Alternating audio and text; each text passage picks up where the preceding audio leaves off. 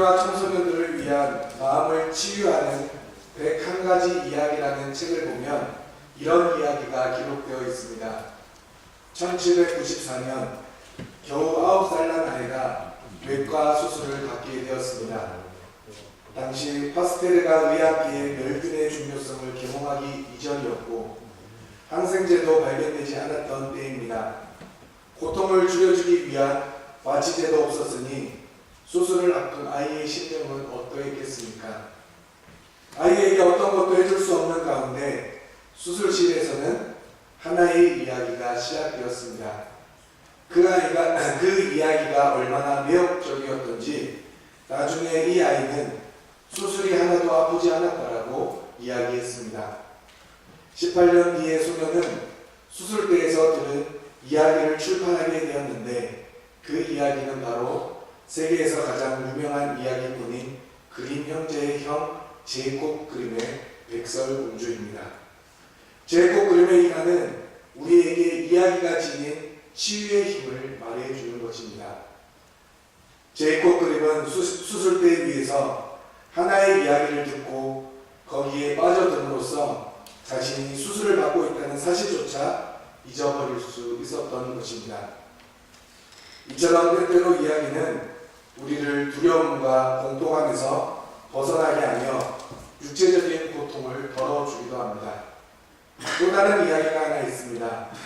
행복한 그림 동화책 연구소 소장인 김은하 소장님이 도서관에서 그림책을 주제로 강의하던 날 할머니 한 분이 갑자기 옛 이야기를 하나 들려주고 싶으니 10분만 시간을 내달라고 부탁을 했다고 합니다.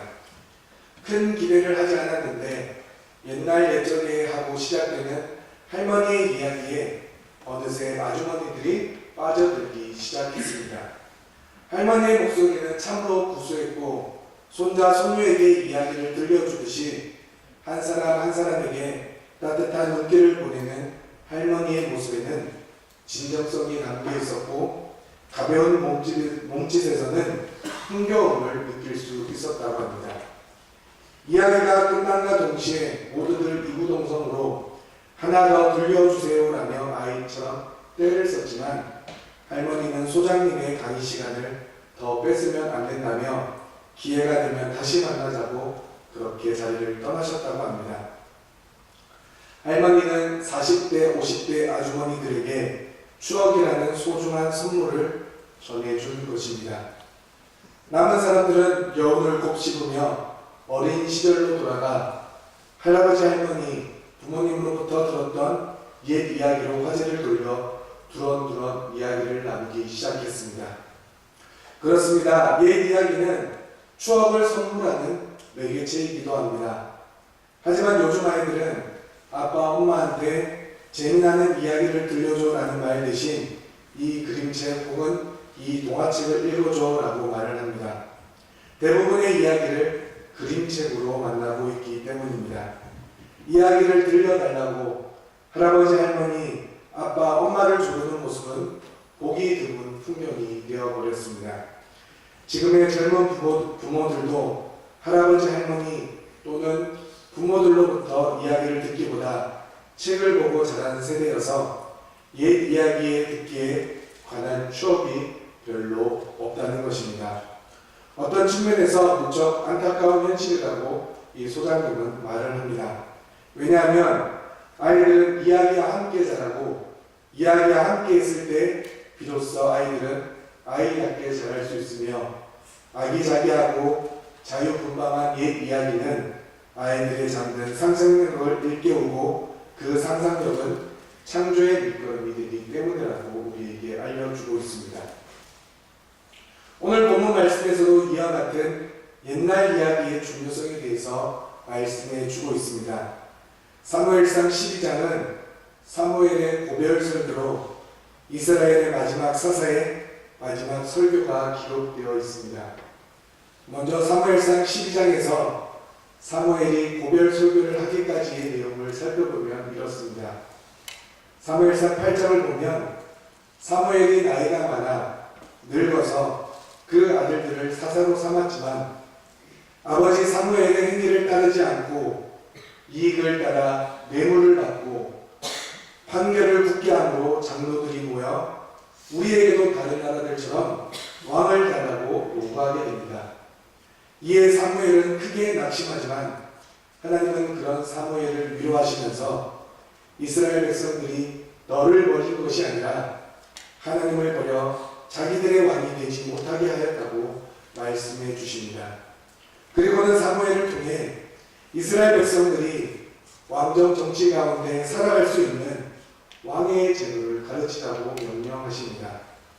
그리고 사무엘은 하나님의 명령에 따라 사울에게 기름을 붓고 그를 이스라엘의 지도자, 즉 이스라엘의 초대 왕으로 세우게 됩니다.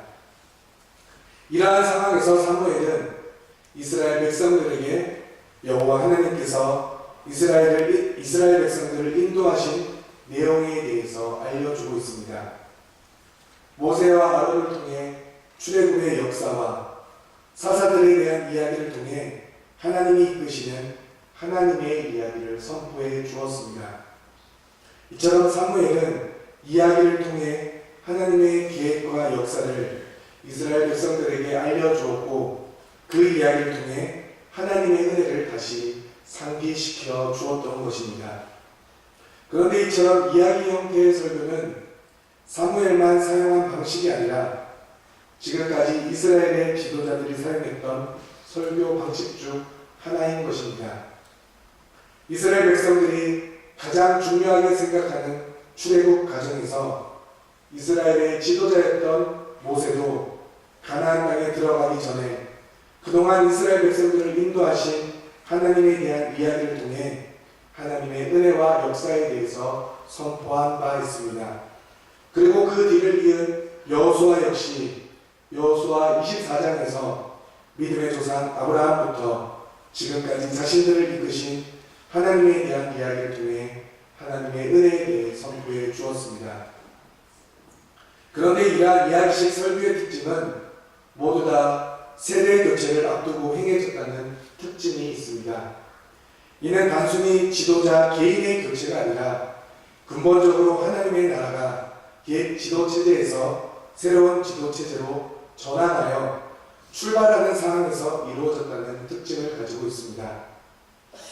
애굽이라는 나라에서 약 400년 동안 압제와 고통 가운데 그리고 광야에서 40년 동안 아무것도 없는 빈곤의 역사가 가나안 종복 역사로 바뀌어지는 상황에서 모세는 이스라엘 백성들에게 하나님이 베푸신 옛날 이야기를 출애굽 2세대 백성들에게 들려주었고 여호수아는 가나안 정복이 다 끝나고 자신의 뒤를 이을 지도자가 없는 상황에서 옛날 이야기를 통해 이스라엘의 진정한 지도자는 하나님이라는 사실을 알려주면서 하나님만을 섬길 것을 선포하며 이스라엘 백성들의 마음을 재정립시켜 주었습니다. 그리고 사무엘 역시 사사시대가 끝이 나고 새로운 왕정시대로 바뀌어지는 세대교체의 시기에서 마지막 고별 설교로 하나님이 옛날 조상들에게 베풀어 주신 이야기를 통해 이스라엘 백성들이 오직 하나님만을 온전히 섬길 것을 알려주고 있는 것입니다. 그렇다면 민족의 지도자였던 이들은 세대 교체를 준비하는 과정에서 옛날 이야기를 이스라엘 백성들에게 들려주는 이유는 무엇이었겠습니까? 그 이유는 옛날 이야기를 통해 이스라엘 민족의 근본까지 올라가 족장에서부터 애국 생활 그리고 광야 생활에서 정착 생활을 통해 이스라엘의 모든 역사는 하나님이 함께 하셨고 또한 그 모든 역사를 이루신 분이 하나님이라는 사실을 알려주고 있는 것입니다. 그리고 하나님의 은혜와 역사에 비해 이스라엘 백성들이 한 것이라고는 범죄와 하나님의 심판에 부르짖음밖에 없었다는 것을 알려주기 위함이었습니다. 다시 말해 모든 역사를 통해 일하시는 하나님 앞에서 철저하게 나약한 이스라엘 백성들의 죄성을 드러내고 있는 것입니다. 그래서 모든 종류의 우상과 헛된 것들을 섬김으로 하나님을 떠나지 말고 계속해서 하나님의 백성으로 남을 것을 건면하기 위해 하나님이 자신들의 조상들에게 행하신 옛날 이야기를 들려주고 있는 것입니다.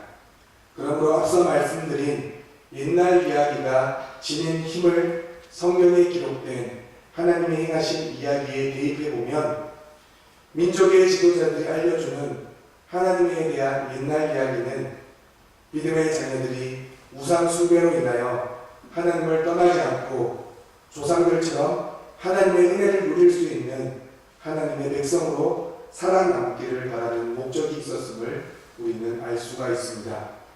그리고 이러한 목적은 지금까지도 이어져 여기 계신 성도님들이 어렸을 때 하나님이 행하신 수많은 은혜를 할아버지나 할머니 그리고 부모님들을 통해 들으셨을 줄 믿습니다.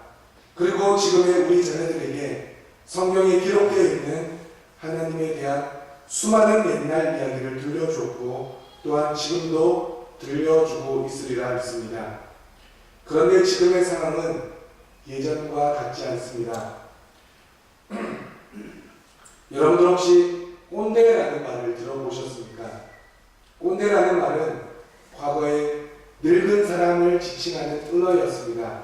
하지만 지금은 남녀노소 불문하고 소통하지 못하는 사람이자 시대를 따라오지 못하는 고리타분한 사람을 뜻하는 단어로 사용됩니다.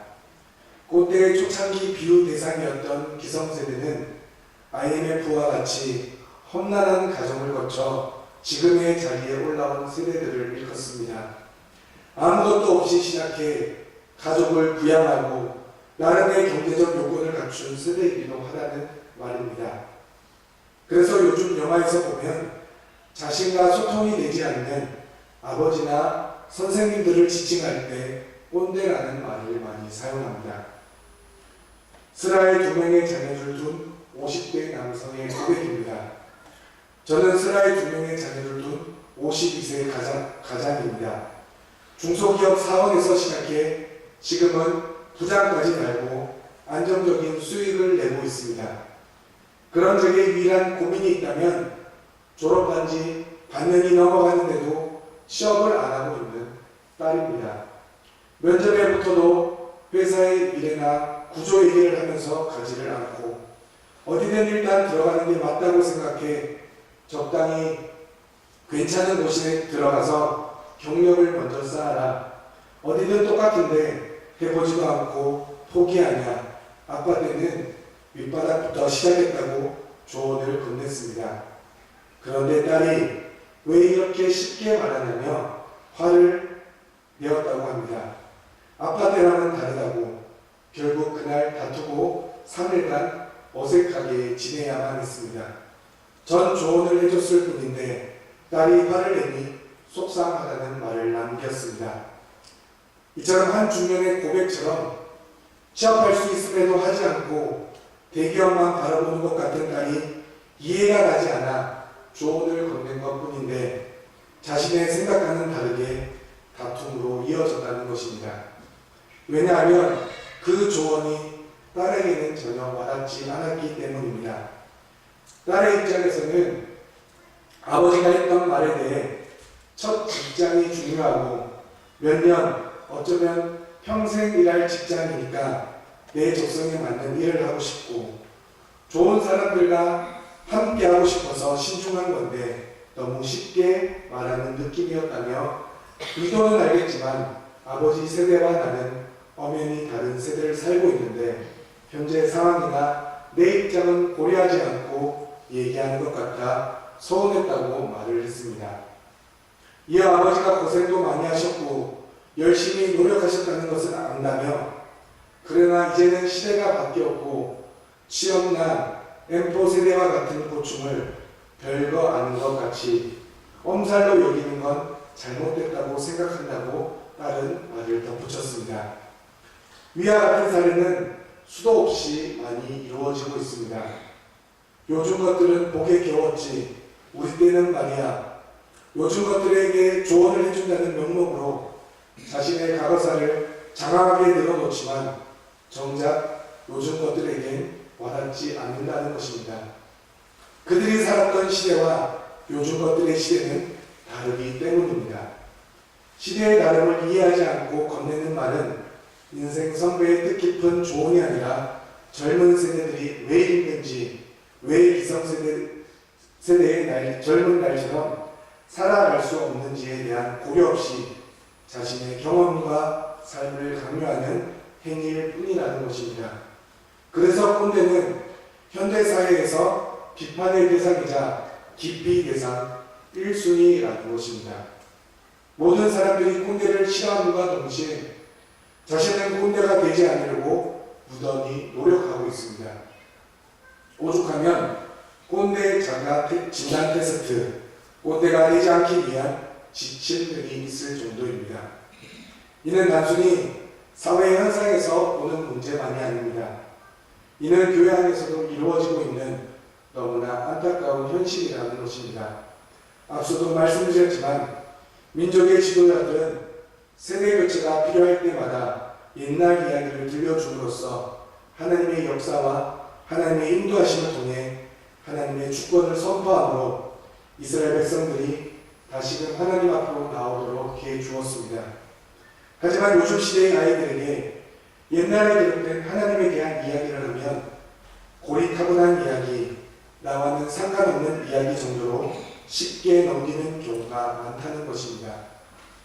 그래서 오늘날 사회학자들이 공통적으로 동의하는 것 중에 하나가 현재 문화적 상황이 종교적 신앙에 호의적이지 않고 오히려 그것을 반대하는 쪽으로 적극적으로 전개하고 있다고 말을 합니다.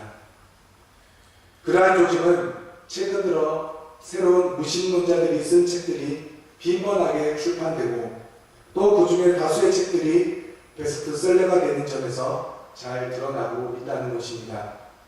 무신론자 작가들은 종교가 지니고 있는 최악의 부분에 초점을 맞춰서 종교라는 것이 우리가 살아가는 사회에서 벌어지는 폭력, 성차별, 인종차별, 동성애 혐오, 가정폭력, 환경 파괴 등을 비롯한 다른 많은 사회적 문제를 종교적으로 정당화시키려고 끼워 맞추고 있으며 개인적 차원에서도 즐거움과 잘 사는 것을 억제시키는 데 가장 큰 역할을 하는 것이 종교라고 주장하고 있습니다.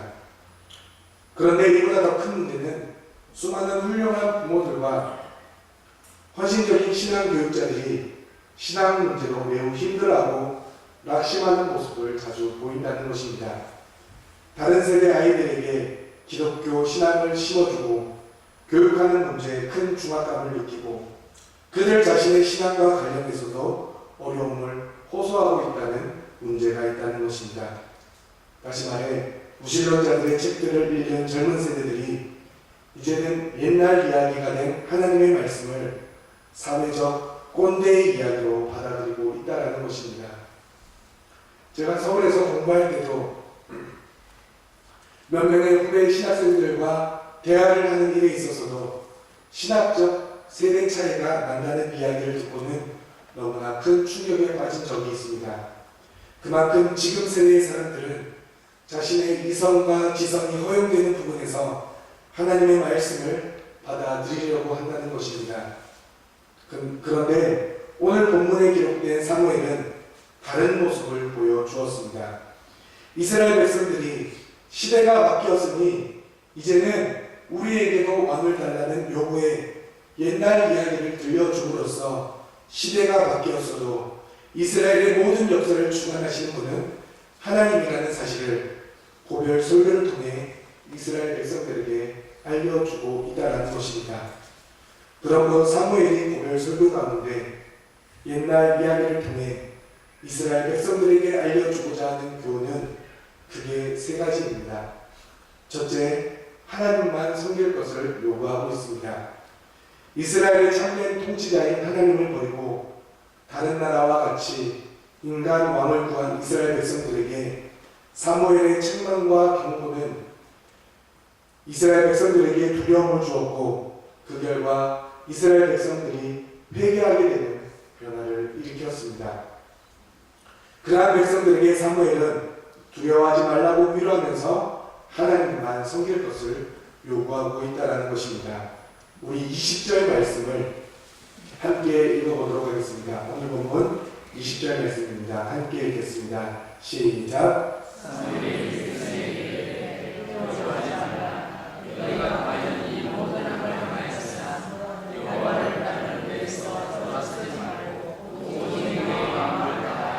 여호와를 섬기라. 아멘. 20절에 기록된 마음을 다하여 여호와를 섬기라는 말은 사무엘하 15장에서는 여호와를 향한 충성심으로 나타나고 있습니다. 그러므로 사무엘은 이스라엘 백성들에게 너희가 죄악을 저지른 것은 사실이지만 진정으로 회개한다면 하나님께 돌아갈 수 있음을 알려주고 있습니다. 그리고 이 모든 악한 행위에서 떠나 인간 왕권에 대한 충성이 아니라 이스라엘의 진정한 왕이신 여호와에게 온 마음을 다하여 충성할 것을 촉구하고 있습니다. 또한 사무엘은 22절 말씀에서 여호와께서 이스라엘을 자기 백성으로 삼으신 것을 기뻐하신다는 사실과 더불어 자기 백성을 버리지 않는 이유가 그 크신 이름 때문임을 알려주고 있습니다. 여호와 하나님께서 이스라엘 백성을 언약 백성으로 삼으신 것이 이스라엘의 다른 민족에 비해 월등해서가 아니라 오직 하나님께서 이스라엘 백성들을 무조건적으로 사랑하셨기 때문입니다.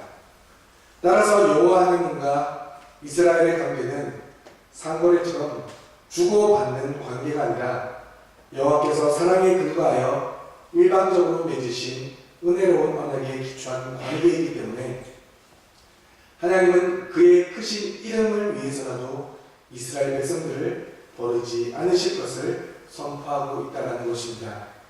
그러므로 하나님은 옛날 자기 조상들에게 용서하시고 끝까지 변하지 않고 인도하셨던 신실한 하나님이시기에 이스라엘 백성들에게 죄악에서 떠나 하나님만을 온전히 섬길 것을 요구하고 있는 것입니다.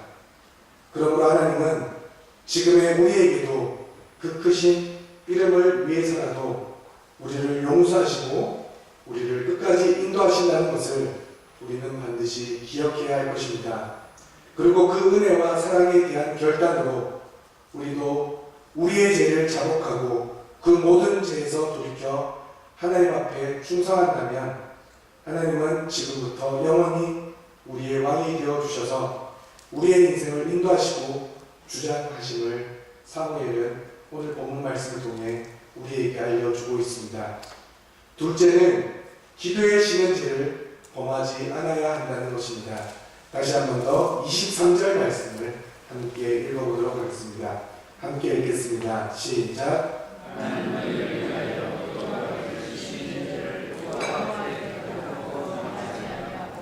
선하고 의로운 길을 너희에게 가르칠 것인즉 사무엘은 이스라엘 백성들을 위하여 기도에 지는 죄를 범하지 않겠다고 선포하고 있습니다.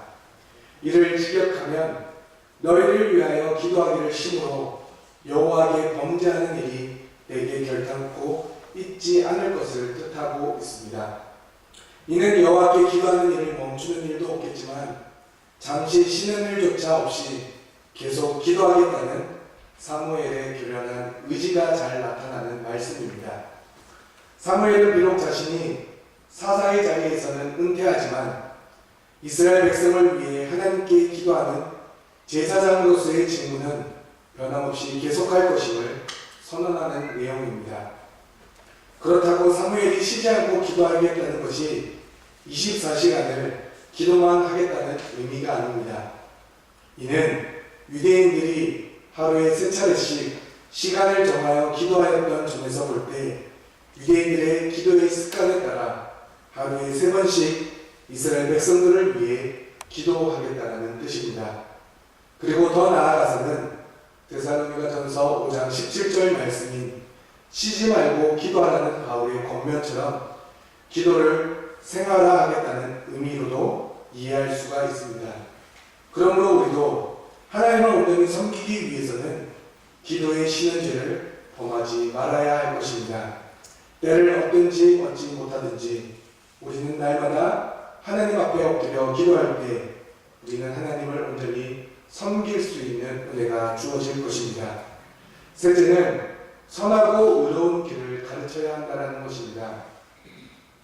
사무엘은 이스라엘 백성들이 올바른 길을 가도록 기도를 쉬지 않을 뿐만 아니라 그 길을 구체적으로 가르치겠다는 의지를 드러내고 있습니다. 그러면서 사무엘은 자신의 설교의 결론으로 오직 그를 경외하며 너희의 마음을 다하여 진실히 섬기라고 24절 말씀에서 권면해 주고 있습니다. 이 말씀도 직역하면 너희는 진실 안에서 그리고 온 마음을 다하여 그를 섬기라는 말씀이 됩니다. 이는 요한복음 4장 24절의 말씀이 하나님은 영이시니 예배하는 자가 영과 진리로 예배할지니라는 말씀과 비슷한 내용입니다. 요한복음 4장 24절이 예수님을 통하여 이루어진 새로운 언약 백성들의 삶의 자세와 예배관을 가르치고 있는 것처럼 본문 역시 하나님과 언약을 맺은 이스라엘 백성들이 살아가야 할 삶의 자세와 예배관을 제시하고 있는 말씀인 것입니다. 그러므로 사무엘은 마지막 고별 설교 가운데 하나님이 행하신 옛날 이야기를 통해 이스라엘 백성들의 신앙이 흔들리지 않도록 권면해 주었습니다. 그리고 새롭게 시작되는 왕정시대 가운데서도 하나님의 백성으로 온전히 하나님만 바라보며 하나님만 섬기며 살아갈 수 있도록 돕기 위해 세대 교체 때마다 전해졌던 옛날 이야기를 전해주고 있는 것입니다. 사랑하는 성도님들, 지금의 시대를 포스트 모더니즘이라고 부릅니다. 세상에 영원한 진리가 없고 각자가 진리라고 생각하는 것이 진리의 시대가 바로 이 시대 포스트 모더니즘이라고 합니다. 이러한 시대에 살고 있는 수많은 젊은 세대 그리고 다음 세대의 자녀들에게 우리가 해야 할 것은 모세와 여호수아가 그랬던 것처럼 그리고 오늘 본문 말씀에 사무엘이 그랬던 것처럼 하나님이 행하신 옛날 이야기를 전해줌으로써 우리 자녀들이 하나님만 온전히 섬길 수 있도록 기도하고 선하고 의로운 길을 가르쳐야 한다는 것입니다. 5월은 가정의 날입니다. 지난 주일이 어린이날이었고 오늘은 또한 어버이날입니다. 저도 아직은 어리지만 2명의 자녀가 있고 또한 어머니가 살아계십니다. 목사로서 어린 2 자녀를 신앙으로 교육하려고 할 때 제 마음으로 되지 않을 때가 참으로 많이 있습니다. 그러면 저는 어린 시절 어머니께서 저에게 가르쳐 주신 신앙교육은 무엇이었는지를 곰곰이 생각해보고 아이들에게 가르칠 때가 많이 있습니다. 그리고 아주 가끔은 신앙적으로 바로 서 있지 못한 모습을 보이면 어머니께 혼이 나기도 합니다. 가끔씩 전화를 드리면 기도 생활을 똑바로 하고 있는지, 목사로서 본은 되고 있는지, 하나님은 다 아시니 숨기거나 속이려 하지 말고 하나님 앞에서 바른 목사가 되라고 말씀하시면서 예전 어머니가 만나셨던 훌륭한 목사님들의 옛날 이야기를 지금도 들려주고 계십니다. 여기 계신 대부분의 성도님들께서는 이미 부모이시기에 오늘만큼은 하나님께 수고했다 칭찬받아 마땅한 날이어야 합니다. 하지만 오늘 어버이날 다시금 우리 성도님들에게 한 가지 부탁을 드리고 싶은 것은 자녀들이 듣든지 듣지 않든지 때를 얻든지 얻지 못하든지 여러분들이 경험했던 하나님의 은혜에 대하여 자녀들에게 끊임없이 전해주시는 은혜가 있길 소망합니다. 자녀들이 온전히 하나님만 섬길 수 있도록 기도의 쉬는 죄를 범하지 마시고 선하고 의로운 길로 가르쳐야 하는 것은 하나님께서 부모된 저와 여러분들에게 주신 사명임을 우리는 반드시 기억해야 한다는 것입니다. 끝으로 한 가지 이야기를 들고 말씀을 마치려 합니다. 지금으로부터 50년도 더 되는 1962년 2월 10일 여수 남국민학교 졸업식에서 일어난 일입니다. 졸업식장에서 회색 스웨터에 까만 낡은 바지를 입은 중년 부인이 노력상을 받았다고 합니다. 그 부인이 단상에 올라가 상장을 받자 장례는 박수 소리로 떠나갈 듯 했고 졸업하는 그 부인의 딸은 울음을 터뜨렸습니다. 노력상을 받은 어머니 한 딸은 세 채밖에 집이 없는 외딴 섬에 살았습니다. 주민이라고는 겨우 20명뿐인 이 섬에서는 제일 가까운 여수에 볼 일이 있어도 섬 사람들이 직접 만든 배를 타고 갈 수밖에 없는 외딴 섬이었습니다. 어머니는 딸이 8살이 되자 남편에게 딸을 육지에서 공부시키자는 말을 어렵게 꺼냈습니다. 그러나 그의 남편은 20이나 되는 백기를 어떻게 다닐 수가 있겠다며 반대하게 되었습니다. 당시 그 섬에는 교육을 받은 사람이 아무도 없었습니다. 그 어머니는 그 섬이 무지에서 벗어나야 한다는 믿음을 굽히지 않고 딸을 남편 몰래 육지의 국민학교에 입학시켰습니다. 그로부터 6년, 어머니는 비가 오나 눈이 오나 매일 꼭두 새벽에 일어나 20이나 되는 험한 물길을 가로지르며 손수 노를 저어 아이를 학교에 데려다 주었습니다. 그리고 섬으로 돌아와 밭일을 하다가 저녁이면 다시 배를 타고 딸을 데려와야 했습니다. 처음 얼마 동안은 딸도 울고 그 어머니도 울었습니다. 딸은 어머니가 자신을 육지에 홀로 남겨두고 떠나는 것이 두려워 울었고, 어머니는 딸을 데려가는 길이 늦어 딸이 애처워 죽을 힘을 다해 노를 저으며 울었습니다. 시계도 없는 섬에서 매일 시간을 맞춰 딸을 학교에 보내고 데려오는 일에 단 한 번도 어긋남이 없었습니다. 그렇게 6년을 하루같이 오간 갯길이 무려 33,000리가 되었다는 것입니다. 이 사실이 알려지자 졸업생과 부모 그리고 선생님들의 감격스러운 울음으로 졸업식장은 울음바다가 되었습니다. 사랑하는 성도님들, 이 땅의 부모도 자신의 교육을 위해 이렇게 수고하는데 영원한 생명이 주어지는 신앙 교육을 위해서는 어떠한 수고를 하고 계십니까? 성경에 기록된 하나님의 이야기는 분명 옛날 이야기입니다. 그래서 우리 자녀들이 이 시대에는 맞지 않는다고 진부한 이야기라고 말할 수 있지만 이것이 옳은 것이라면 우리는 무조건 전해야 하는 것입니다. 왜냐하면 그 말씀은 분명 옛날 이야기이지만 지금도 살아 역사하시는 살아있는 하나님의 이야기이기 때문입니다. 그러므로 오늘 말씀을 들은 대로 실천하여 우리 자녀들에게 또한 믿지 않는 영적 자녀들에게 하나님의 옛날 이야기를 들려주심으로 회개하는 역사가 그리고 하나님께로 돌아오는 역사가 그래서 우리의 자녀들과 믿지 않는 영적 자녀들이 믿음의 백성이 되어지는 은혜와 축복이 여러분들 가정 가운데 그리고 여러분들의 목장 가운데 그리고 우리 울산 남목교회 가운데 온전히 나타나길 주님의 이름으로 간절히 소망합니다. 기도하시겠습니다.